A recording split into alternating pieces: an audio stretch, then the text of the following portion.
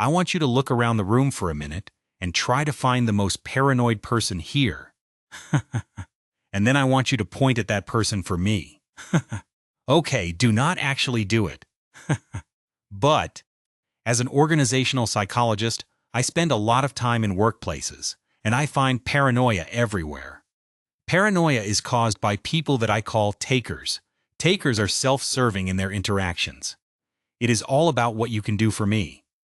The opposite is a giver. It is somebody who approaches most interactions by asking, "What can I do for you?" I wanted to give you a chance to think about your own style. We all have moments of giving and taking. Your style is how you treat most of the people most of the time. It is your default. I have a short test you can take to figure out if you are more of a giver or a taker, and you can take it right now. It is called the narcissist test. Step 1. Take a moment to think about yourself. Step 2. If you made it to Step 2, you are not a narcissist. This is the only thing I will say today that has no data behind it, but I am convinced the longer it takes for you to laugh at this, the more worried we should be that you are a taker. Of course, not all takers are narcissists. Some are just givers who got burned one too many times. Then there is another kind of taker that we will not be addressing today, and that is called a psychopath. I was curious, though, about how common these extremes are, and so I surveyed over 30,000 people across industries around the world's cultures. And I found that most people are right in the middle between giving and taking. They choose this third style called matching. If you are a matcher, you try to keep an even balance of give and take, quid pro quo. I will do something for you if you do something for me. And that seems like a safe way to live your life. But is it the most effective and productive way to live your life? The answer to that question is a very definitive maybe. To understand why our brains are wired this way, we have to look back at the evolutionary engine that built us. Thousands of generations ago, being a taker was a survival mechanism. If you were a hunter-gatherer and resources were scarce, taking was not about being a jerk, it was about staying alive. At a neurological level, the taker response is often tied to the amygdala, the part of the brain that scans for threats and ensures self-preservation. If you did not secure your share of the mammoth meat, you did not survive the winter. This created a biological blueprint for competition. On the other hand, giving evolved as a group selection strategy. While the taker survived the day, the tribers survived the century. When our ancestors shared their knowledge or their fire, they built social capital. The brain rewards this behavior with a hit of oxytocin and dopamine, the chemicals of connection and reward. It is a tension that exists inside all of us.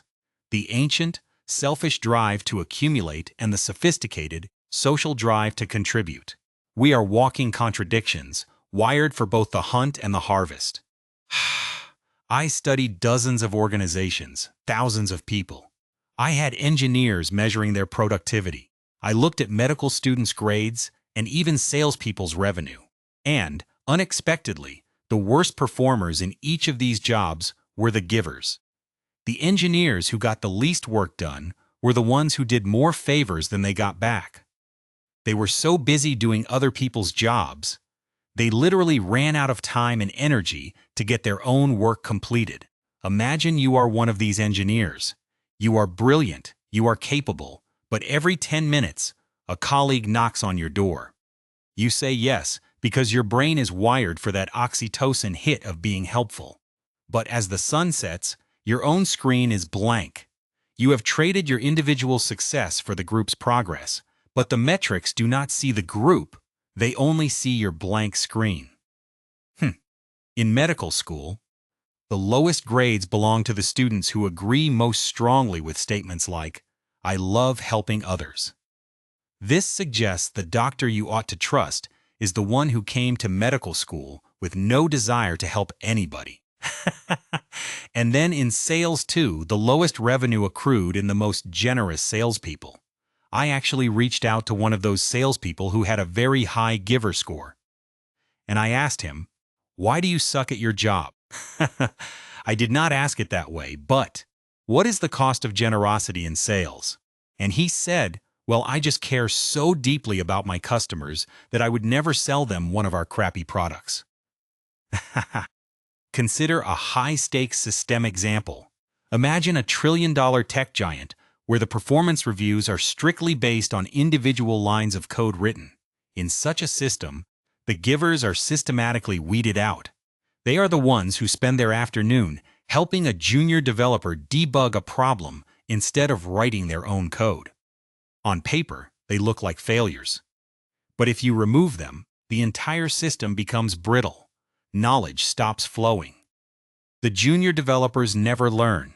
The company becomes a collection of brilliant silos that refuse to speak to one another. This is the giver's paradox.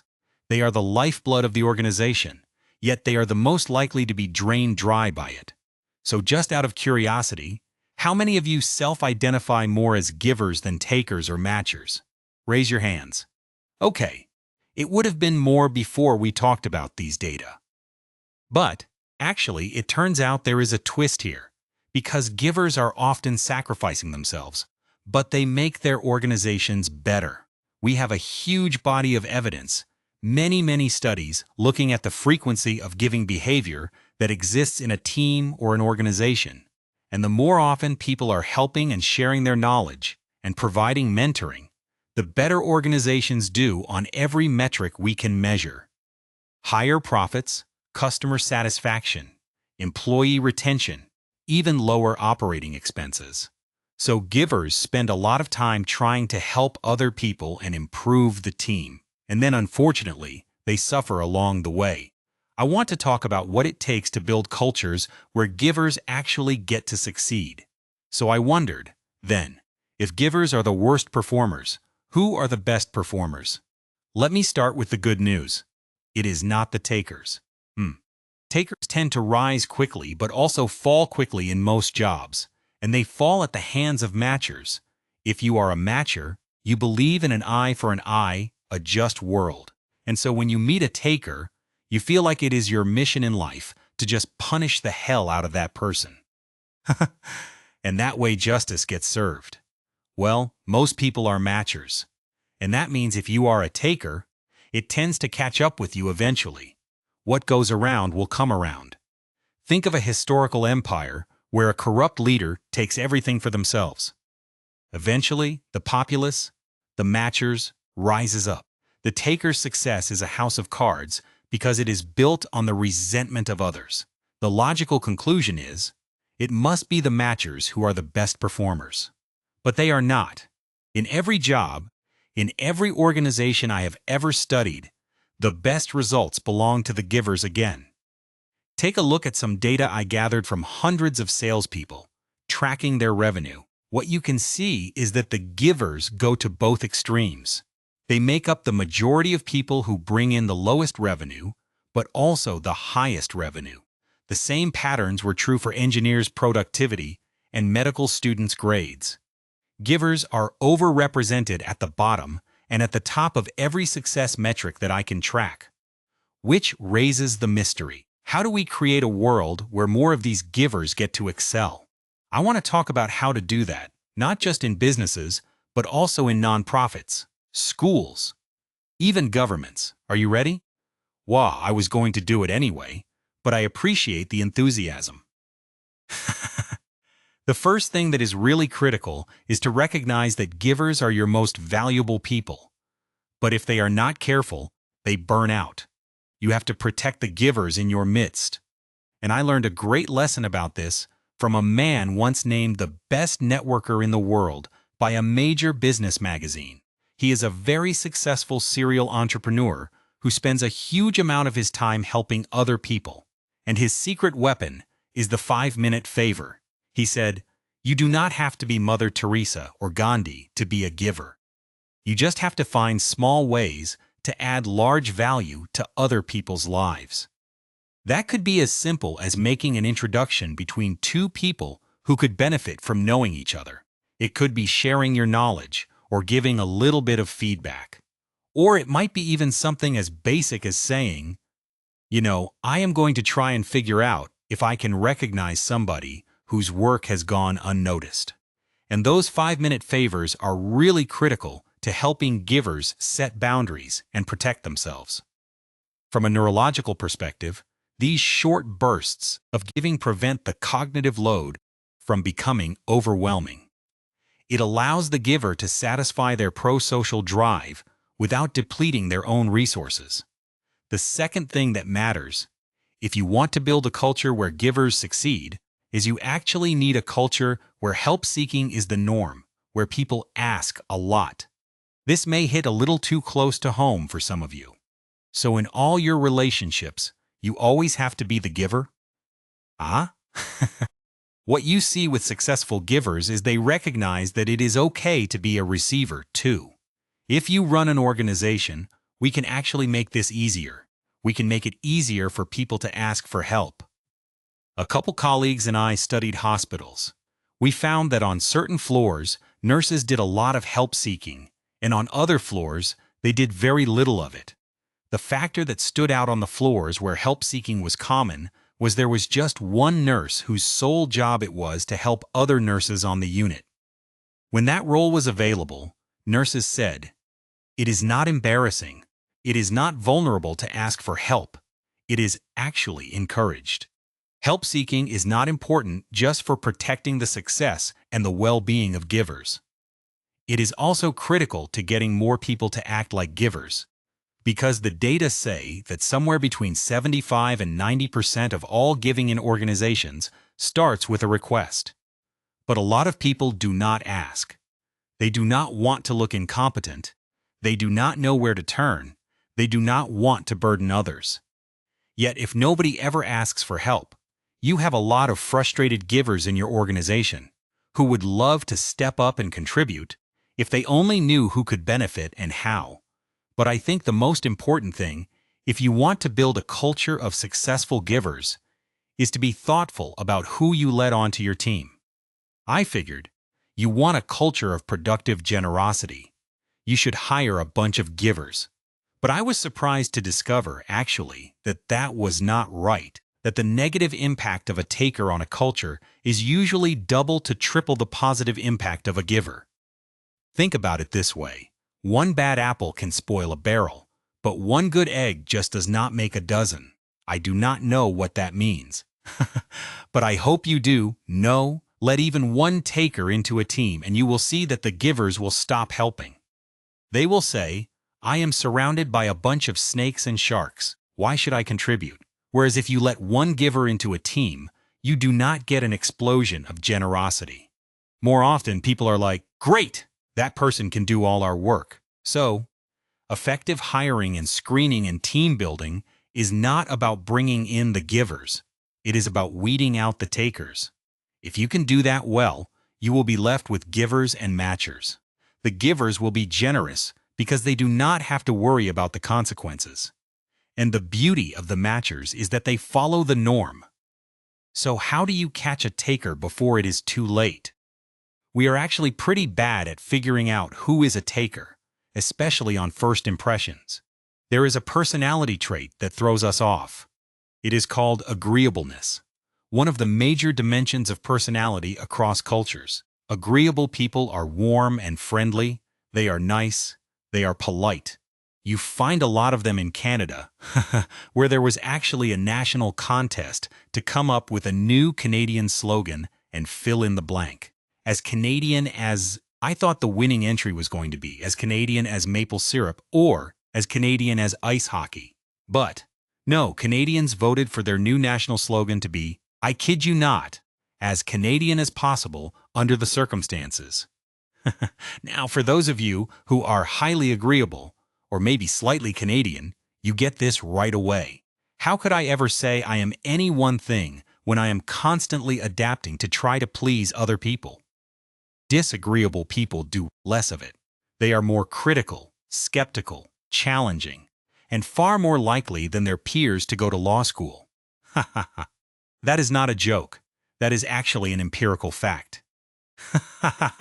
So I always assumed that agreeable people were givers and disagreeable people were takers.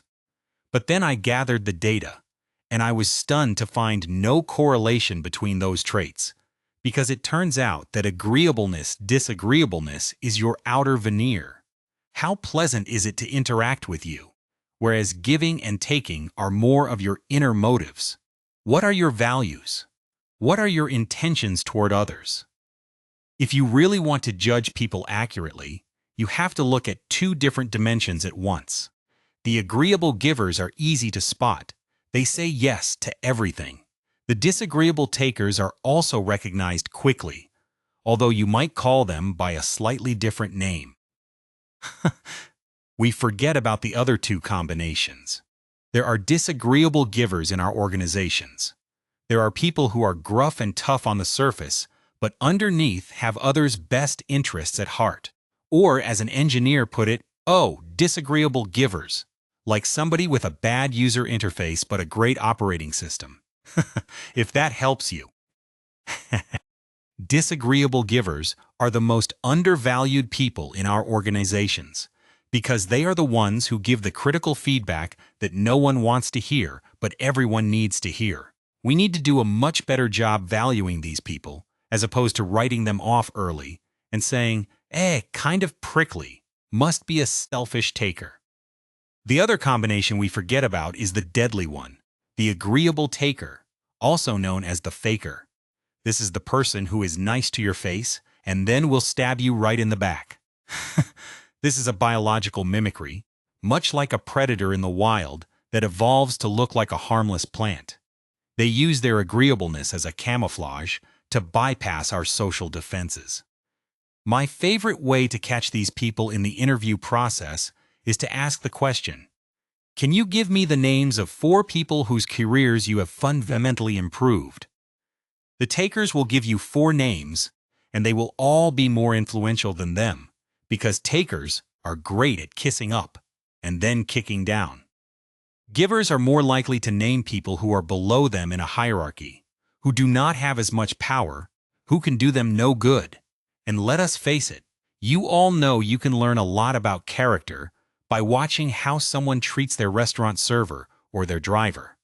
So if we do all this well, if we can weed takers out of organizations, if we can make it safe to ask for help, if we can protect givers from burnout and make it okay for them to be ambitious in pursuing their own goals, as well as trying to help other people, we can actually change the way that people define success. Instead of saying it is all about winning a competition, people will realize success is really more about contribution. I believe that the most meaningful way to succeed is to help other people succeed. And if we can spread that belief, we can actually turn paranoia upside down. There is a name for that. It is called pronoia. Pronoia is the delusional belief that other people are plotting your well-being. That they are going around behind your back and saying exceptionally glowing things about you. The great thing about a culture of givers is that it is not a delusion. It is reality. I want to live in a world where givers succeed, and I hope you will help me create that world. Take a moment today to look at your own interactions. Are you protecting your time with 5-minute favors? Are you weeding out the takers? Or are you letting the fakers charm their way into your inner circle? Audit your own brain and ask yourself, what can I do for you? Follow this series as we continue to peel back the layers of our collective psychology. Thank you.